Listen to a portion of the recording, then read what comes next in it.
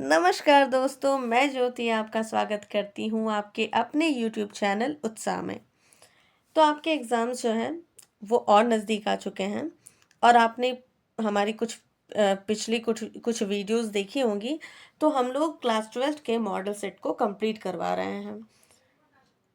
मैंने class 12th के भूगोल के एमसीक्यू को कंप्लीट करवा दिया है। अगर आपने उस वीडियो को नहीं देखा है तो जल्दी से देख लीजिए। और इस वीडियो में हम लोग आज भूगोल के सब्जेक्टिव क्वेश्चन को कंप्लीट करने वाले हैं। वीडियो को आगे बढ़ाते हैं, शुरू करते हैं। ध्यान से देखिएगा वीडियो, कोई बिंदु छूट ना जाए। तो पहला जो भाग है वो है अति लघु उत्तरीय प्रश्न, जो कि 1 मार्क्स क्वेश्चन है। यहाँ पर पहला प्रश्न है, मानव भूगोल को परिभाषित करें। उत्तर देखते हैं।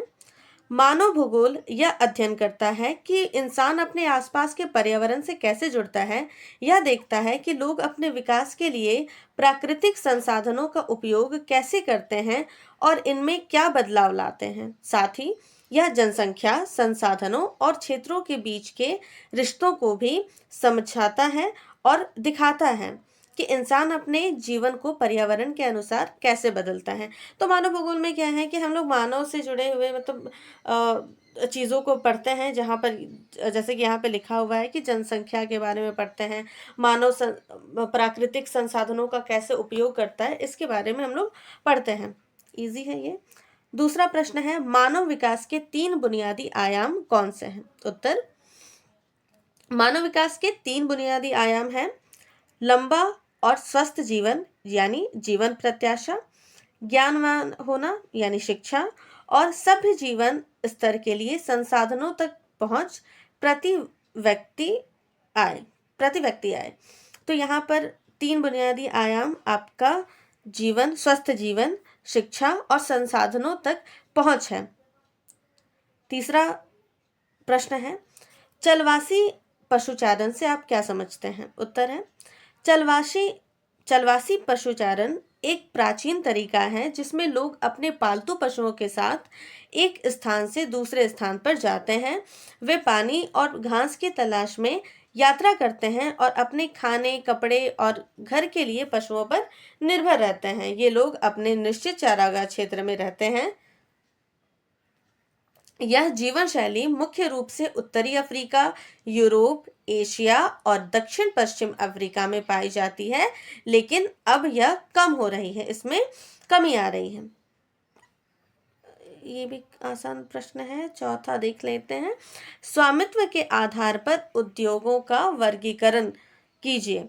स्वामित्व के आधार पर उद्योगों का वर्गीकरण यह है कि सरकारी उद्योग यानी जिसके मालिक जो है वो सरकार होते हैं, गवर्नमेंट जॉब्स, इनका स्वामित्व सरकार के पास होता है और ये समाज की भलाई के लिए होता है, जैसे भारतीय रेल, एनटीपीसी।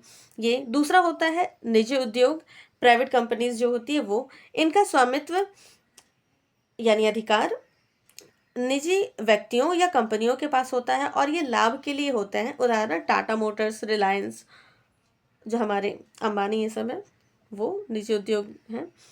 संयुक्त उद्योग, इनका स्वामित्व सरकार और निजी दोनों के पास होता है, गवर्नमेंट और प्राइवेट कंपनी दोनों के पास ही होता है।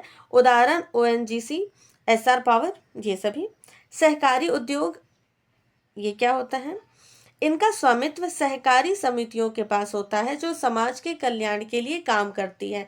उदाहरण अमूल, कर्नाटका मिल्क फेडरेशन, ये सब। इस प्रकार स्वामित्व के आधार पर उद्योगों का वर्गीकरण उनके स्वामित्व और संचालन के तरीकों को समझाता है। आशा करती हूँ ये 4 आपको बहुत अच्छे से समझ में आ गया होगा।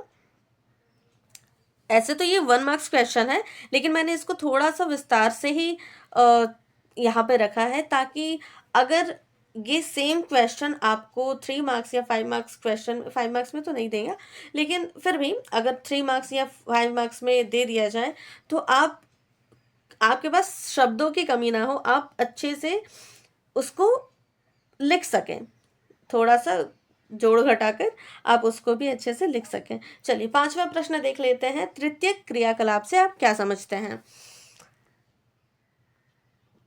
उत्तर है, तृतीयक क्रियाकलाप से तात्पर्य उन आर्थिक गतिविधियों से है जो सेवा क्षेत्र से संबंधित होते हैं, यानी कृषक या कोई व्यापार से संबंधित नहीं होता। ये क्या होता है, माफ कीजिएगा, व्यापार नहीं होगा यहाँ पे कृषि या कोई फिर से पांचवा प्रश्न यहाँ पे हो जाएगा, तृतीय क्रियाकलाप से क्या समझते हैं। उत्तर है तृतीय क्रियाकलाप से तात्पर्य उन आर्थिक गतिविधियों से जो सेवा कार्य यानी सर्विस सेक्टर से संबंधित होता है। इसमें उत्पादन, निर्माण या कृषि से संबंधित कार्य नहीं होता है। कोई भी प्रोडक्शन नहीं हो रहा है, कृषि नहीं हो रही है, ठीक है, बल्कि यह गतिविधियां लोगों को सेवाएं प्रदान करने से संबंधित है। अब देखते हैं क्या है। पहला है व्यापार और वाणिज्य, ट्रेड एंड कॉमर्स हो जाएगा। परिवहन और संचार। तीसरा है स्वास्थ्य सेवाएं। चौथा शिक्षा सेवाएं। पांचवा बैंकिंग और वित्तीय सेवाएं, मनोरंजन और पर्यटन। इन क्रियाकलापों का मुख्य उद्देश्य उत्पादन नहीं करना, बल्कि लोगों की आवश्यकताओं को पूरा करने और उनके जीवन स्तर को बेहतर बनाने के लिए विभिन्न सेवाओं को प्रदान करना है। ठीक है, छठा क्वेश्चन जो है ये रेड में नहीं हो पाया, ठीक है। छठा क्वेश्चन है स्वेज नहर किन दो सागरों को जोड़ती है। उत्तर है स्वेज नहर भूमध्य सागर और लाल सागर को जोड़ती है। स्वेज नहर पे मैंने एक वीडियो भी बनाया है, शॉर्ट वीडियो, आप उसको जल्दी से देख लीजिएगा। इस वीडियो के बाद उस वीडियो को देख लीजिएगा, उसमें बहुत सारे इन्फॉर्मेशन जो है स्वेज नहर से संबंधित दिए गए हैं। और ये आपके PYQ में भी पूछा गया था, तो इस बार हो सकता है कि ये फिर से लॉन्ग क्वेश्चन में आ जाए, तो उस वीडियो को भी देख लीजिए और जानकारी प्राप्त कर लीजिए। सातवां प्रश्न है जनसंख्या वृद्धि को परिभाषित करें। जनसंख्या वृद्धि क्या होती है। जनसंख्या वृद्धि किसी क्षेत्र की जनसंख्या में एक निश्चित समय अवधि के दौरान हुए परिवर्तन को कहा जाता है, जिसे निरपेक्ष संख्या या प्रतिशत में व्यक्त किया जाता है। अगर जनसंख्या बढ़े तो उसे धनात्मक परिवर्तन यानी प्लस होता है, और घटे तो ऋणात्मक परिवर्तन यानी माइनस होता है। विकासशील देशों में आमतौर पर धनात्मक परिवर्तन होता है, जबकि विकसित देशों खासकर पूर्वी यूरोपीय देशों में ऋणात्मक परिवर्तन होता है। यानी जो पूर्ण रूप से विकसित देश है वहां पर क्या होता है, जनसंख्या घटती है, और विकासशील देशों में धनात्मक परिवर्तन होता है यानी बढ़ रही है इसमें। अगला प्रश्न देखते हैं, फसल शस्य गहनता से क्या तात्पर्य है। फसल शस्य गहनता का अर्थ है किसी क्षेत्र में प्रति इकाई भूमि पर उगाई जाने वाली फसलों की संख्या या घनत्व, या जैसे एक हेक्टर मापता है कि कितनी फसलें एक निश्चित भूमि क्षेत्र में उगाई जाती है, जो भूमि की उपजाऊ क्षमता और फसल प्रबंधन के तरीके पर निर्भर करता है। उच्च शस्य गहनता का अर्थ है कि भूमि पर अधिक फसलें उगाई जा रही हैं। अगला प्रश्न देखते हैं, भारत के पूर्वी तट पर किन्हीं 4 पत्तनों के नाम लिखें।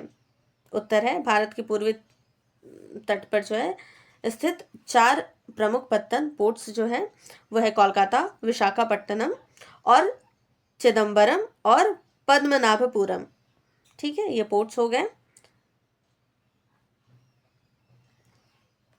अगला सेक्शन है आपका लघु उत्तरीय प्रश्न, जो इसमें 3 मार्क्स क्वेश्चन है, और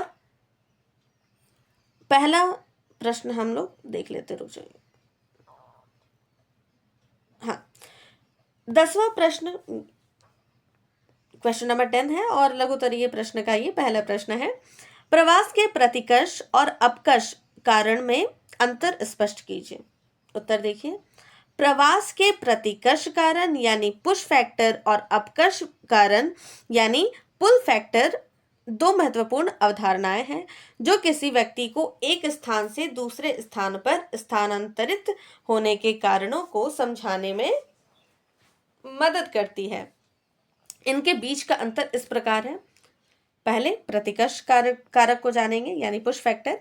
ये वे कारक है जो व्यक्ति को अपने वर्तमान स्थान से बाहर जाने के लिए मजबूर करता है।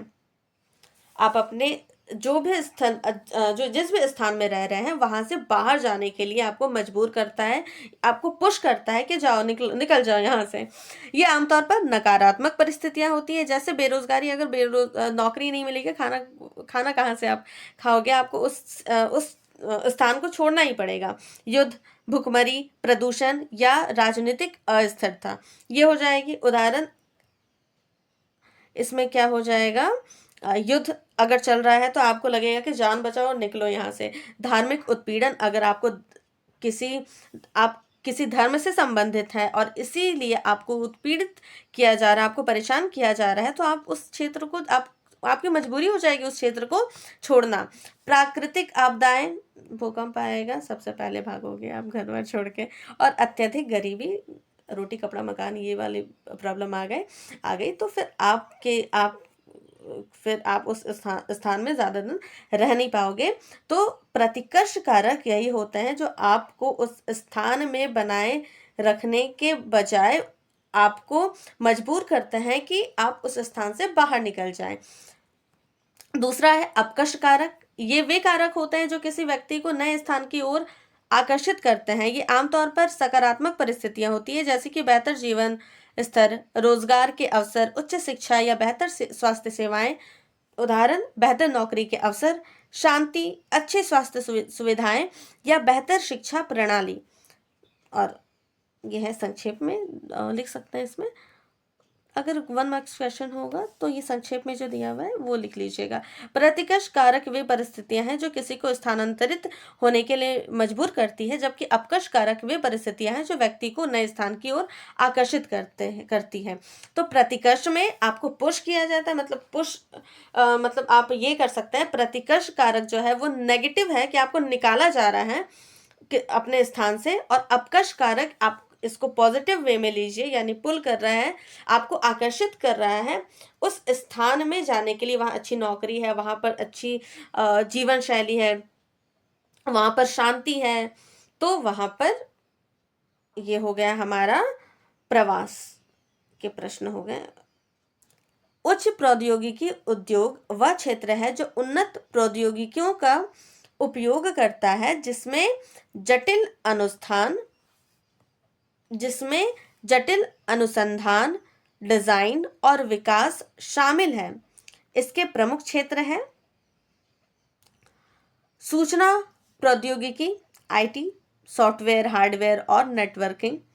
इसमें क्या होता है ना कि उच्च प्रौद्योगिकी उद्योग वह क्षेत्र है जिसमें उन्नत प्रौद्योगिकियों का प्रयोग किया जाता है। बहुत सारे जो है अनुसंधान, रिसर्च, डिज़ाइन और विकास का जो है वो क्षेत्र होता है, जिसमें अगर आईटी सेक्टर है, आपको सॉफ्टवेयर है, हार्डवेयर और नेटवर्किंग है, ये बहुत टफ काम होता है ना।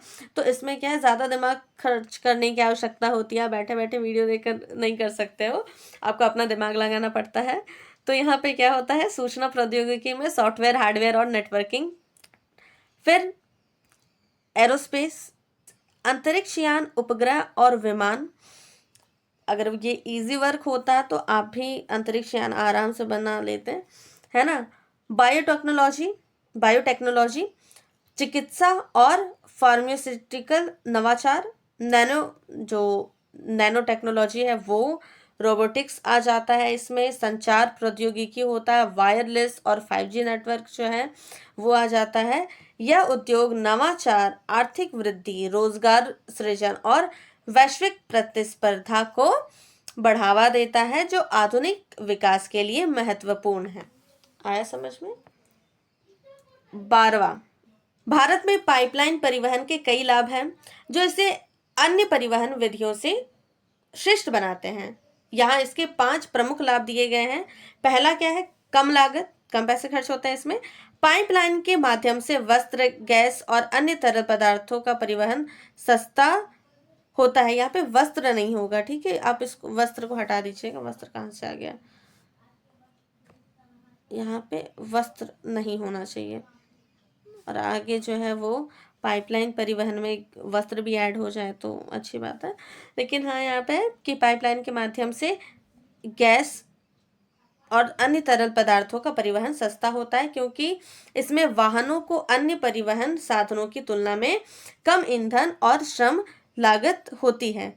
फिर पर्यावरणिक लाभ, पाइपलाइन द्वारा परिवहन में वायु प्रदूषण और सड़क दुर्घटनाओं की संभावना कम होती है, जिससे पर्यावरण पर कम दबाव पड़ता है। यह एक सुरक्षित और साफ तरीका है। तीसरा हो जाएगा निरंतर और विश्वसनीय आपूर्ति। पाइपलाइन के माध्यम से निरंतर और समयबद्ध आपूर्ति संभव है, क्योंकि यह किसी भी मौसम या सड़क यातायात की समस्याओं से प्रभावित नहीं होता। चौथा है कम जोखिम है इसमें। और पांचवा है कम भौतिक स्थान की आवश्यकता। पाइपलाइन को स्थापित करने के लिए भूमि का उपयोग बहुत कम होता है और अन्य परिवहन नेटवर्क जैसे सड़क या रेल की तुलना में कम स्थान घेरती है। इन लाभों के कारण पाइपलाइन परिवहन भारत में महत्वपूर्ण और विकासशील बुनियादी ढांचे का हिस्सा बन चुकी है। अब 13वां प्रश्न देखते हैं, अंतर्राष्ट्रीय व्यापार की आवश्यकता क्यों है? इंटरनेशनल ट्रेड्स जो है वो क्यों इंपॉर्टेंट है, ये देखते हैं। अंतर्राष्ट्रीय व्यापार की आवश्यकता निम्नलिखित कारणों से है। पहला है संसाधनों का वितरण। जो भी संसाधन है वो क्या है, उसका वितरण संभव हो जाता है। हर देश के पास प्राकृतिक संसाधन समान रूप से नहीं होते हैं। अंतर्राष्ट्रीय व्यापार के माध्यम से देश उन संसाधनों को प्राप्त कर सकते हैं जो उनके पास नहीं होते हैं, जैसे तेल, खनिज या कृषि उद्योग। जैसे हम लोग पेट्रोल दूसरे देश से प्राप्त करते हैं और इंडियन मसाले जो भारत के जो मसाले हैं वो बहुत सारे देश भारत से प्राप्त करते हैं। ये हो गया संसाधनों का वितरण करते हैं। दूसरा हो जाएगा विकास और प्रौद्योगिकी का आदान प्रदान। अंतर्राष्ट्रीय व्यापार के माध्यम से देश नई तकनीकों, उत्पादों और विचारों का आदान प्रदान कर सकते हैं, जिससे उनका विकास और प्रौद्योगिकी में सुधार होता है। ठीक है, जैसे हम लोग बहुत सारे यूट्यूब जो है वो अमेरिका से हमारे पास आया और हम इसका उपयोग करते हैं, जिससे हमें फायदा ही हो रहा है, बहुत फायदा हो रहा है ना। बाजार का विस्तार। अंतर्राष्ट्रीय व्यापार में कंपनियों को नए बाजार मिलते हैं, जिससे वे उत्पादन क्षमता का पूरा उपयोग कर सकते हैं और बड़े पैमाने पर उत्पादन कर सकते हैं। बड़ा विस्तार, बाजार का विस्तार हो जाता है। देखिए विशेषीकरण, माफ कीजिएगा, विशेषीकरण और दक्षता। देशों में विभिन्न उत्पादों या सेवाओं में विभिन्न विशेष दक्षता होती है। अंतर्राष्ट्रीय व्यापार से वे दक्षता का उपयोग कर दूसरों के लिए उत्पाद बना सकते हैं, जिससे लागत कम होती है और उत्पादकता बढ़ती है। पांचवा पॉइंट है उपभोक्ता विकल्प और प्रतिस्पर्धा। अंतर्राष्ट्रीय व्यापार उपभोक्ताओं को विविधता और बेहतर गुणवत्ता वाले उत्पाद उपलब्ध कराता है, जिससे प्रतिस्पर्धा बढ़ती है और कीमतों को नियंत्रित रखती है और उत्पादों की गुणवत्ता में सुधार करती है। यानी लोकल मार्केट को क्या होता है, एक अच्छा कंपटीशन मिलता है। हमारे पास जो उपभोक्ता है उनके पास ऑप्शन रहता है कि अरे भैया, आपके पास अगर आपने हमें कोई अच्छा प्रोडक्ट नहीं दिया है तो हमारे पास अदर ऑप्शन है, हम दूसरे दुकानदार के पास चले जाएंगे, दूसरा विकल्प हमारे पास है। तो पहला दुकानदार क्या करेगा कि अरे भैया कहाँ, उधर कहाँ जा रहे हो, रुके रुके हम सस्ता कर दे रहे हैं दाम, है ना। कोई आपको 100 रुपये में दे रहा है, अरे हम 90 रुपये में ही लगा दे रहे हैं तो ये होता है कि, और हमारा फायदा हो जाता है यहाँ पे, उपभोक्ताओं का फायदा हो जाता है यहाँ पे कि कंपटीशन बढ़ता है, प्रतिस्पर्धा बढ़ती है। लोग, माफ कीजिएगा, कंपनी जो है वो अपने प्रोडक्ट को, अपने चीज़ों को बेहतर और सस्ता बनाने पे लगे रहते हैं और धीरे धीरे चीज़ें और अच्छी होते रहती है। रोजगार सृजन। अंतर्राष्ट्रीय व्यापार के कारण नई उद्योग और रोजगार के अवसर उत्पन्न होते हैं, जिससे देशों में बेरोजगारी दर घटती है। आर्थिक समृद्धि। व्यापार से देशों को राजस्व प्राप्त होता है, जो उनकी आर्थिक स्थिति को मजबूत बनाता है और सामाजिक कल्याण योजनाओं के लिए संसाधन जुटाता है। यानी टैक्स जो हम लोग देते हैं वो, मतलब दूसरे विदेशों से हम लोग टैक्स लेते हैं, हम लोग दूसरे देश को टैक्स देते हैं, उनके देश में व्यापार करने के लिए, तो ये भी एक फायदा है। सारांश देखिए, अंतर्राष्ट्रीय व्यापार देशों को आवश्यक संसाधन, नई तकनीक, नई जानकारी और वैश्विक बाजार में प्रतिस्पर्धा का अवसर प्रदान करती है, जो आर्थिक समृद्धि और विकास में सहायक होता है। 14वां प्रश्न देखते हैं, भारत में जनसंख्या वितरण प्रतिरूप का वर्णन करें।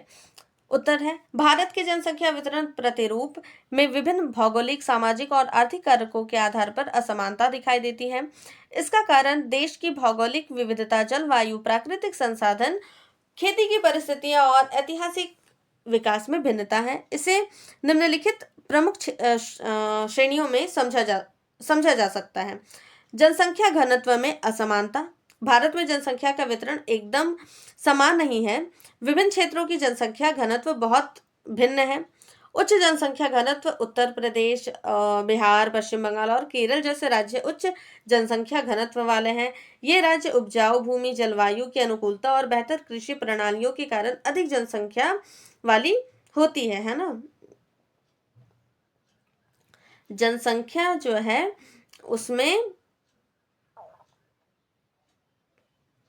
अच्छा ये पॉइंट जो है यहाँ पे ठीक है, जनसंख्या घनत्व में भीड़ जो होती है वो कहाँ पर होती है, जहाँ पे हमें अच्छा मौका मिले, मतलब कुछ अच्छा हो तो हम वहाँ पे ज़्यादा भीड़ लगा देते हैं।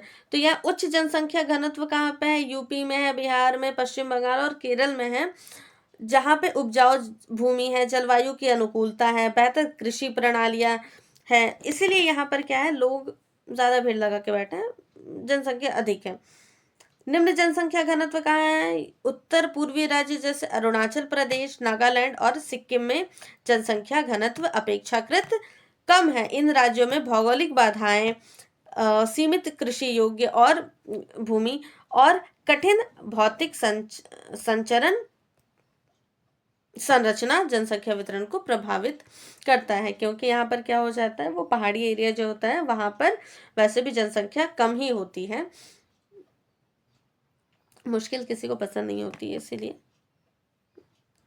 चलिए, दूसरा है भौगोलिक कारण। भौगोलिक कारण क्या है जनसंख्या में, कि उर्वर भूमि और जलवायु। जो क्षेत्र उर्वर भूमि और उपयुक्त जलवायु वाले होते हैं, जहां वहां जनसंख्या घनत्व अधिक है। उदाहरण के लिए गंगा और यमुना की उपजाऊ घाटियां जैसे यूपी, बिहार और पश्चिम बंगाल में अधिक घनत्व है।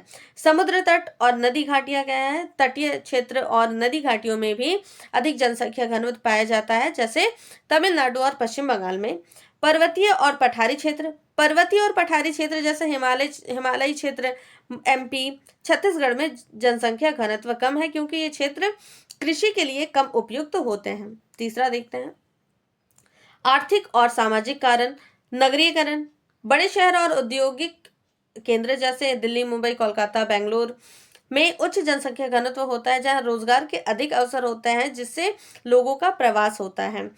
कृषि और उद्योग। कृषि आधारित क्षेत्रों में अधिक जनसंख्या घनत्व होता है, जैसे पंजाब, हरियाणा, यूपी, जहां कृषि प्रमुख आर्थिक गतिविधि है। वहीं औद्योगिक क्षेत्रों में महाराष्ट्र, तमिलनाडु में भी जनसंख्या अधिक है। चौथा देखते हैं, जनसंख्या का स्थानिक वितरण। भारत में जनसंख्या के स्थानिक वितरण बहुत कुछ प्रमुख क्षेत्र श्रेणियों में बांटा जा सकता है। अधिक घनत्व वाले क्षेत्र कहाँ पे है, यूपी, बिहार, पश्चिम बंगाल, केरल। मध्यम घनत्व वाले क्षेत्र हैं पंजाब, हरियाणा, राजस्थान, एमपी। और कम घनत्व वाले क्षेत्र है अरुणाचल प्रदेश, नागालैंड, सिक्किम, अंडमान और निकोबार द्वीप समूह। निष्कर्ष में देखते हैं, जहां पर जो भी पहाड़ी एरिया होगा वहां पे जनसंख्या घनत्व कम ही होगा। जो मैदानी एरिया है, जहाँ पे खेती की भूमि अच्छी है, जहाँ पे आपको नौकरी ये सब मिल रहा है, वहां पे जनसंख्या घनत्व जो है वो अधिक ही होगा। सिंपल सी बात है। निष्कर्ष क्या है, भारत का जनसंख्या वितरण प्रतिरूप विविध भौगोलिक, सामाजिक और आर्थिक कारणों से प्रभावित होता है। कृषि भूमि, योग्य जलवायु, औद्योगिक विकास और नगरीकरण जैसे कारक जनसंख्या के घनत्व और वितरण में प्रमुख भूमिका निभाते हैं। चलिए देख लिए हम लोग। 15वां प्रश्न है, भारत की पल्ली और परिक्षिप्त ग्रामीण बस्तियों में अंतर स्पष्ट करें। भारत की पल्ली और परिक्षिप्त ग्रामीण बस्तियों में अंतर इस प्रकार है। पल्ली इन बस्तियों का निर्माण जातीय व्यवस्था के कारण उत्पन्न सामाजिक अलगाव से होता है। दूसरा, इन बस्तियों में एक से अधिक जातियों के लोग होते हैं। ये बस्तियां मुख्य रूप से मध्य गंगा मैदान, निम्न गंगा मैदान, छत्तीसगढ़ और हिमालय की निचली घाटी में पाई जाती है। इन बस्तियों को स्थानीय स्तर पर पुरवा, पन्ना, पाड़ा, पाली, नगला, ढाणी आदि नामों से भी जाना जाता है। परिक्षिप्त बस्तियां क्या हैं? ये बस्तियां सुदूर वन क्षेत्रों, छोटी पहाड़ियों के ढालों पर चारागाहों में एकाकी रूप से पाई जाती है। इन बस्तियों का विकास भूमि संसाधनों की अत्यधिक विखंडित प्रकृति के कारण होता है। भारत में यह बस्तियां मुख्य रूप से मेघालय, उत्तराखंड, हिमाचल प्रदेश और केरल के अनेक भागों में पाई जाती हैं। अगला प्रश्न देखते हैं, भूतापीय ऊर्जा किसे कहते हैं? इसका क्या महत्व है? भूतापीय ऊर्जा यानी जियोथर्मल एनर्जी वह ऊर्जा है जो पृथ्वी की आंतरिक गर्मी से प्राप्त होती है। यह गर्मी पृथ्वी के कोर से उत्पन्न होती है और सतह तक पहुंचने के लिए प्राकृतिक रूप से भाप, जल या अन्य गर्म माध्यम के रूप में उपलब्ध होती है। भूतापीय ऊर्जा का उपयोग बिजली उत्पादन, हीटिंग और औद्योगिक क्रियाकलापों के लिए किया जाता है। नवीकरणीय ऊर्जा स्रोत, भूतापीय ऊर्जा एक नवीकरणीय, इसका महत्व क्या है कि नवीकरणीय ऊर्जा स्रोत, भूतापीय ऊर्जा एक नवीकरणीय स्रोत है क्योंकि पृथ्वी की आंतरिक गर्मी लगातार उत्पन्न होती है और इसका भंडार जो है वो कभी खत्म नहीं होता, यानी ये रिपीट होते रहता, मतलब बनते रहता है ना।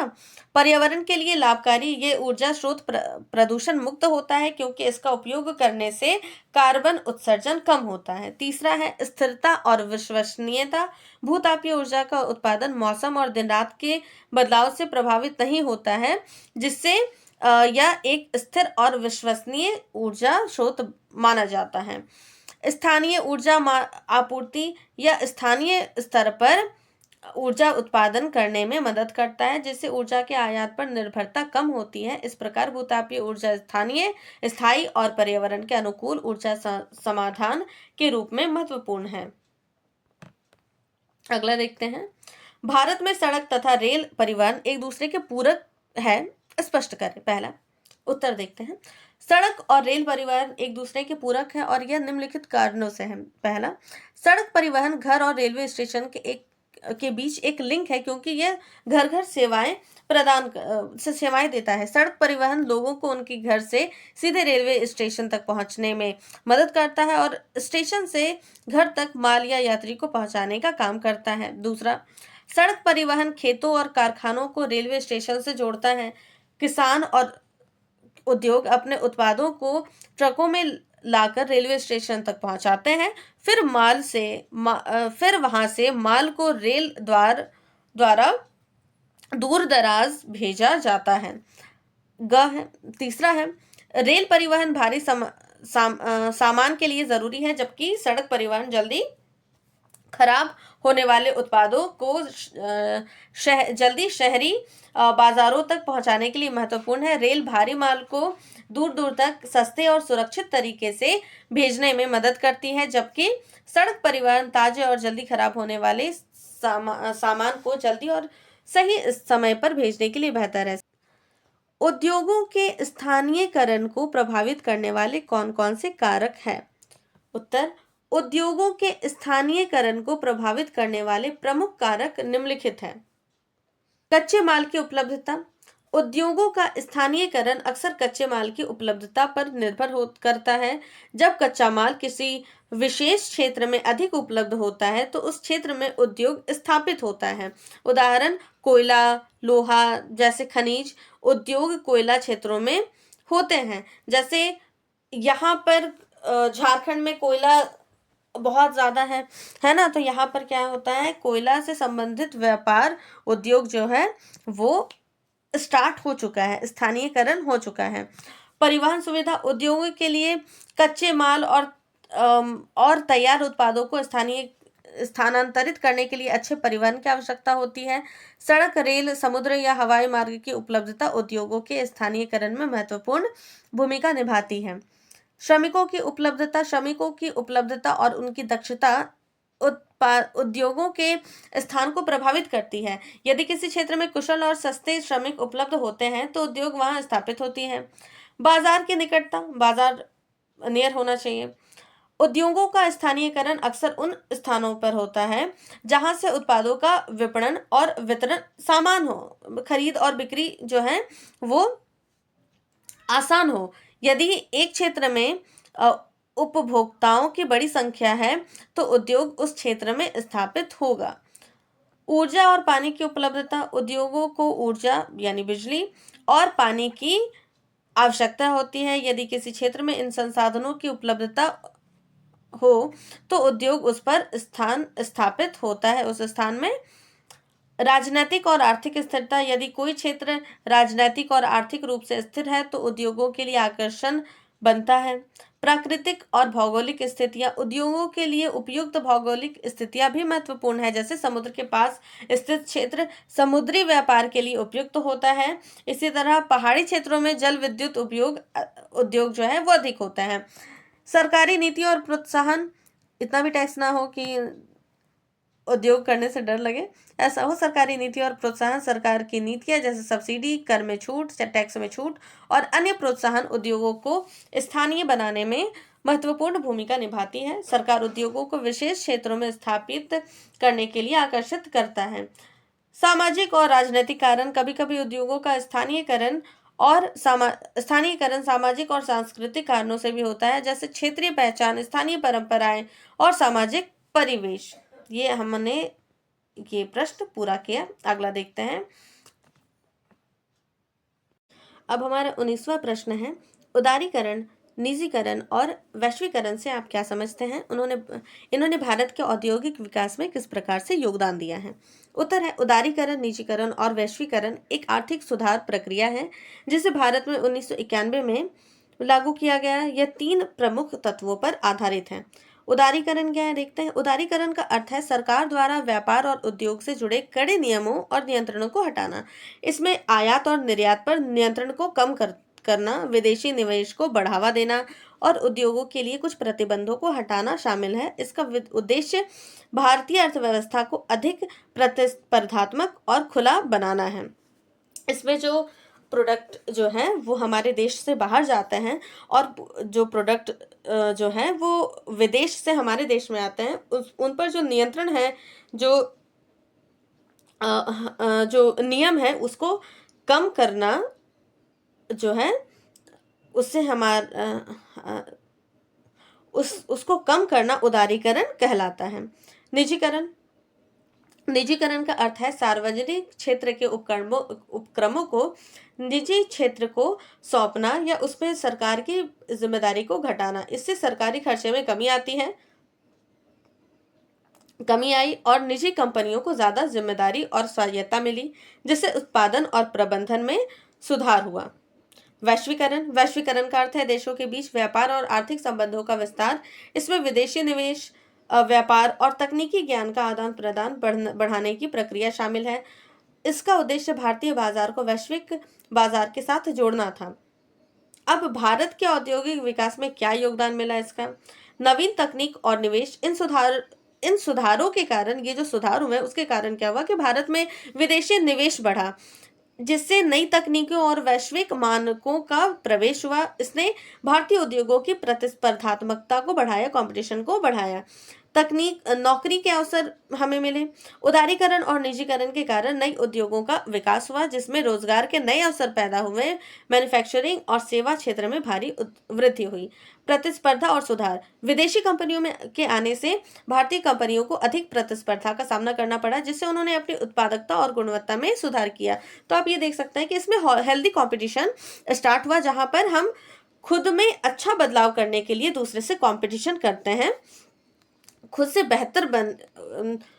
दूसरे से बेहतर बनने के लिए हम खुद को सुधारते हैं। यहाँ पर हो जाता है ये हेल्दी कंपटीशन। और ये चौथा पॉइंट हो गया, विकासशील उद्योगों को बढ़ावा। सूचना प्रौद्योगिकी, ऑटोमोबाइल और सेवाओं जैसे उद्योगों में तेज विकास हुआ, जो आज भारत की प्रमुख औद्योगिक शाखाएं हैं। इस प्रकार उदारीकरण, निजीकरण और वैश्वीकरण ने भारत की औद्योगिक संरचना में महत्वपूर्ण बदलाव किए, जिससे औद्योगिक उत्पाद में वृद्धि, रोजगार के नए अवसर और भारत की वैश्विक प्रतिस्पर्धा में सुधार हुआ। 20वां प्रश्न हो गया, भू निम्नीकरण को कम करने के उपाय। भू निम्नीकरण का अभिप्राय स्थायी या अस्थायी तौर पर भूमि की उत्पादकता में कमी है। भू निम्नीकरण को कम करने के लिए निम्नलिखित उपाय किए जा सकते हैं। जहाँ पे क्या होता है कि भूमि की उर्वरता जो है वो कम हो जाती है, वो कहलाता है भू निम्नीकरण। तो कम करने का क्या उपाय है इसका, कि पहला, उर्वरकों और रसायनों का उचित उपयोग करना चाहिए। किसानों को उर्वरकों और रसायनों के सही और संतुलित उपयोग के बारे में जागरूक करना चाहिए। जो कीटनाशक ये सब है उसका जो उपयोग कर रहे हैं तो वो जागरूकता के साथ करें, ताकि मृदा की उर्वरता बनाए रखी जा सके और भू निम्नीकरण को रोका जा सके। प्रौद्योगिक अपशिष्टों का पुनर्चक्रण, औद्योगिक अपशिष्टों को जो वेस्टेज होते हैं को संसाधन के रूप में उपचारित करके ऊर्जा उत्पादन और कंपोस्ट खाद बनाने में इस्तेमाल किया जाए, ना कि मिट्टी में जस्ट फेंक दिया जाए, उससे मिट्टी जो है वो खराब होने लगती है। प्लास्टिक के उपयोग पर प्रतिबंध, प्लास्टिक जैसे अपशिष्टों के उपयोग पर रोक लगाई जाए, क्योंकि ये भूमि की गुणवत्ता को प्रभावित करती है। कृषि जनित कचरे और मानवीय मल का उपयोग, कृषि जनित कचरे और मानवीय मल का कंपोस्ट खाद के रूप में इस्तेमाल किया जा सके, जिससे मृदा की उर्वरता को बढ़ाया जा सके। जल संभर प्रबंधन, जल, जंगल और जमीन के मध्य संबंधों को महत्व देते हुए जल संभर प्रबंधन द्वारा भूमि निम्नीकरण को न्यूनतम किया जा सकता है। जल संग्रहण और प्रदूषण मुक्त जल स्रोत, जल संरक्षण एवं प्रबंधन के लिए जल संग्रहण की विभिन्न विधियों का उपयोग करना चाहिए और जलाशयों और नदी के जल को प्रदूषण मुक्त रखने के लिए सभी को मिलकर कार्य करना चाहिए। छठा हो गया, मानवीय क्रियाओं पर कानूनी प्रतिबंध। निम्न कोटि की भूमियों जैसे जलाक्रांत, दलदली क्षेत्र, लवणता से प्रभावित क्षेत्र और खनन से प्रभावित भूमि पर मानवीय क्रियाओं पर कानूनी प्रतिबंध लगाना आवश्यक है, ताकि भू निम्नीकरण को रोका जा सके। ये हो गया ये। अब 21वां जो है 21वां प्रश्न, 2 प्रश्न और बचे हुए हैं जिसको हम तुरंत कंप्लीट करते हैं। सेवा सेक्टर में पर्यटन के महत्व को स्पष्ट कीजिए तथा पर्यटन को प्रभावित करने वाले कारकों को परिभाषित करें। टूरिज्म जो है उसके बारे में है। सेवा सेक्टर में पर्यटन के महत्व को स्पष्ट कीजिए। पर्यटन एक ऐसी गतिविधि है जिसमें लोग मनोरंजन, अवकाश या अन्य उद्देश्यों से यात्रा करते हैं। यह सेवा सेक्टर का अहम हिस्सा है जो आवास, परिवहन, भोजन, खरीदारी और मनोरंजन जैसी सेवाएं प्रदान करता है। आर्थिक विकास और रोजगार सृजन, पर्यटन से हमारा क्या लाभ होता है सेवा सेक्टर में, कि आर्थिक विकास और रोजगार सृजन। पर्यटन अर्थव्यवस्था को मजबूत करता है और विभिन्न उद्योगों को बढ़ावा देता है, जिससे रोजगार के अवसर प्राप्त होते हैं, जैसे होटल, परिवहन, रेस्टोरेंट आदि। स्थानीय अर्थव्यवस्था पर प्रभाव पड़ता है। पर्यटन स्थानीय व्यवसाय को बढ़ावा देता है, खासकर गरीब और पिछड़े क्षेत्रों के आय सृजन करता है। तीसरा हो जाएगा संस्कृति और धरोहर का संरक्षण। पर्यटन सांस्कृतिक और ऐतिहासिक स्थलों को संरक्षित करने में मदद करता है, जिससे स्थानीय कला और परंपरा को बढ़ावा मिलता है। लोग आपके कला को रिस्पेक्ट करेंगे तो आप भी अपने कला और अपने एरिया, अपने क्षेत्र की रिस्पेक्ट करोगे और आप भी उसको प्रोटेक्ट करोगे, है ना। चौथा है राष्ट्रीय और अंतर्राष्ट्रीय पहचान मिलती है। पर्यटन के माध्यम से देश की ऐतिहासिक, सांस्कृतिक और प्राकृतिक धरोहर वैश्विक स्तर पर प्रदर्शित होती है, जिससे अंतर्राष्ट्रीय पहचान मजबूत होती है। जैसे अभी कुंभ यात्रा हो रही है ना, चलिए पर्यटन के लिए बहुत लोग यहाँ पर क्या है, कुंभ यात्रा में आ रहे हैं। इसमें क्या होता है, ये वैश्विक स्तर पर प्रदर्शित होती है कि अरे भारत में कोई धार्मिक यात्रा है जिसे कुंभ यात्रा बोलते हैं, देखते हैं ये क्या है, और हमें अंतर्राष्ट्रीय पहचान मिलती है। और अंतर्राष्ट्रीय पहचान बहुत मजबूत होती है ना, कि यहाँ भारत में कितना अच्छे से भीड़ को मैनेज किया जाता है, कितना सुंदर हर लोग जो है धार्मिक उत्सव को मनाते हैं, तो हमारी ये पहचान होती है और ये हमारा एक पॉजिटिव पॉइंट बनता है। पर्यटन को प्रभावित करने वाले 8 मुख्य कारण क्या है? पहला, अवकाश का उपभोग। लोग अवकाश के लिए यात्रा करते हैं, जिससे पर्यटन में वृद्धि होती है। परिवहन परिवहन सुविधाएं, बेहतर और सस्ती परिवहन सेवाएं, हवाई जहाज, रेलवे आदि जो है पर्यटन को सुलभ और आसान बनाती है। जलवायु, अनुकूल मौसम वाले स्थानों को की ओर पर्यटकों का रुझान बढ़ता है, जैसे गर्मियों में पहाड़ी इलाके और सर्दियों में समुद्र तट। भूदृश्य आकर्षण, प्राकृतिक दृश्य जैसे पर्वत, झीलें आदि जो है वो पर्यटकों को अट्रैक्ट करते हैं। इतिहास और संस्कृति, ऐतिहासिक स्थल, पुरानी धरोहर, ये सब देखने के लिए जो है पर्यटक बहुत ज़्यादा ललायत होते हैं जाने के लिए वहाँ पे। प्रौद्योगिकी और सोशल मीडिया, इंटरनेट और सोशल मीडिया पर स्थानों की जानकारी और आकर्षक चित्र पर्यटकों को प्रेरित करते हैं। आर्थिक स्थिति, आर्थिक समृद्धि पर्यटन के लिए महत्वपूर्ण कारक है। लोग वित्तीय स्थिति के आधार पर यात्रा करते हैं। और 8वां पॉइंट हो जाएगा सरकारी नीति और प्रोत्साहन। सरकार की पर्यटन को बढ़ावा देने वाली नीतियां जैसे वीजा छूट और टैक्स छूट पर्यटन में वृद्धि का कारण बनती है और वहां उस स्थान में पर्यटन को बढ़ावा मिलता है। और सरकार तो ऐड भी बनाती है ना पर्यटन को, जैसे मोदी जी गुजरात के लिए बनाए थे ना, कुछ दिन तो गुजारिए गुजरात में, समथिंग ऐसा ही कुछ था। तो इससे क्या होता है कि पर्यटन को बढ़ावा मिलता है और हम लोग घूमने जाते हैं। चलिए 22वां प्रश्न है, भारत में परिवहन के प्रमुख कारण कौन कौन से हैं? ट्रांसपोर्टेशन के जो है प्रमुख कारक होना चाहिए यहाँ पे। प्रमुख कारक कौन कौन से हैं? इसके विकास को प्रभावित करने वाले कारकों की विवेचना करें। परिवहन वह सेवा है जिसके माध्यम से व्यक्ति और वस्तु एक स्थान से दूसरे स्थान तक जाती है, जिसका इसका सामाजिक, सांस्कृतिक तथा आर्थिक विकास पर प्रत्यक्ष प्रभाव पड़ता है। प्रमुख परिवहन साधन में स्थल परिवहन, सड़क, रेलवे, पाइपलाइन, जल परिवहन यानी अंतर्राष्ट्रीय जलमार्ग, महासागरीय मार्ग और वायु परिवहन, विमान शामिल हैं। परिवहन के विकास को प्रभावित करने वाले प्रमुख कारक क्या है? पहला है भौतिक कारक। भारत के समतल क्षेत्रों में सड़क और रेल मार्गों का विकास आसान है, जबकि पर्वतीय, दलदली और अपर्दित क्षेत्रों में कठिनाइयां आती है, जिससे विकास सीमित होता है। जलवायु, मरुस्थलीय और अत्यधिक वर्षा वाले क्षेत्र में जलवायु के कारण परिवहन का विकास प्रभावित होता है, जैसे पश्चिमी राजस्थान और पूर्वोत्तर भारत के क्षेत्र। आर्थिक कारण, समृद्ध क्षेत्रों में बेहतर सड़क और रेल नेटवर्क होता है, जबकि पिछड़े क्षेत्र में परिवहन सुविधाएं सीमित होती हैं।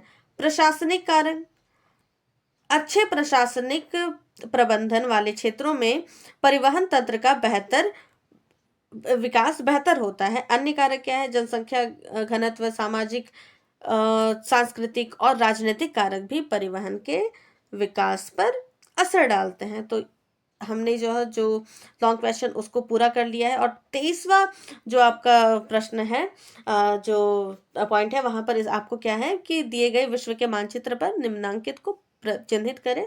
और यहाँ पे हम लोग स्वेज नहर, श्रीलंका, न्यूजीलैंड, बंगाल की खाड़ी दिखाना है, ग्रीनलैंड दिखाना है, जिसको मैंने यहाँ पे मैप में दिखा दिया। यहाँ पर आप देख सकते हैं मिस्र में आपकी स्वेज नहर है, यहाँ पे ग्रीनलैंड है, श्रीलंका, न्यूजीलैंड, बंगाल की खाड़ी। इसको आराम से अच्छे से देख लीजिए और अपने दिमाग में बैठा लीजिएगा। अच्छा, आप चाहे तो इसका स्क्रीनशॉट ले लीजिए ताकि आपको बार बार मतलब आपको समस्या ना हो। चलिए ठीक है, यहाँ हो गया ये। तो हमने आज के इस वीडियो में ज्योग्राफी के मॉडल पेपर को पूरा कंप्लीट कर दिया है। इस वीडियो में मैंने जो PDF का यूज़ किया है, इस वीडियो के PDF को आप हमारे टेलीग्राम चैनल में देख सकते हैं। जिसका लिंक आपको हमारे चैनल के डिस्क्रिप्शन में या फिर वीडियो के डिस्क्रिप्शन में मिल जाएगा। जाइए और जुड़ जाइए हमारे टेलीग्राम चैनल में और कोई भी पीडीएफ मिस मत कीजिए। और अगर वीडियो अच्छी लगी हो तो कमेंट के माध्यम से हमें ज़रूर बतलाएं। पसंद आई हो तो इसे लाइक करें, अपने मित्रों के साथ शेयर करना ना भूलें ताकि उन्हें भी इस वीडियो का लाभ हो सके। आगे ऐसी ही वीडियो के लिए चैनल को सब्सक्राइब करना ना भूलें। धन्यवाद। जय हिंद। पढ़ो उत्साह के साथ।